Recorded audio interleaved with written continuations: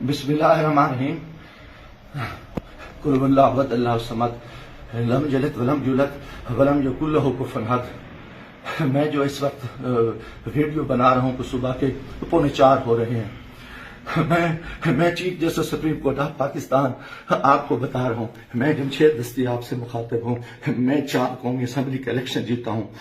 आज खुफिया एजेंसियों और CTD के लोग मेरे घर जफर कॉलोनी जंग रोड मुजफ्फरगढ़ पे दाखिल हुए हैं और इन्होंने बहुत बड़ा जुल्म और बेगैरती का मुजाहरा किया है।